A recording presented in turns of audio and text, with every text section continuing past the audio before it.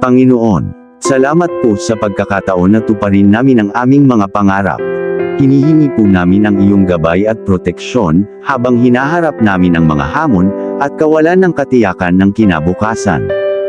Ipinagdarasal po namin, ang mga taong naniniwala sa amin, na sumusuporta, at naghihikayat na magpatuloy. Pakibigyan po sila, ng biyaya at kapayapaan, at punuin po ang kanilang mga puso ng pag-asa at kagalakan. Nagpapasalamat po kami sa kanilang presensya sa aming buhay, na labis naming pinapahalagahan.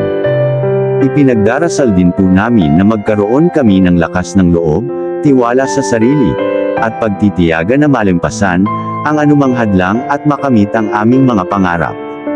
Ipagkaloob mo po sa amin ang karunungan, ang malikhaing diwa, at ang sigla na gamitin ang aming mga talento at kakayahan, para sa iyong kaluwalhatian, at para sa kapakinabangan ng iba.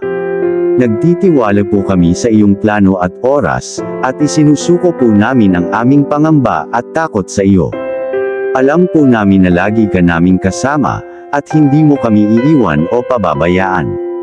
Nagpapasalamat po kami sa iyong walang hanggang pag-ibig at awa. Sa pangalan ni Jesus. Amen.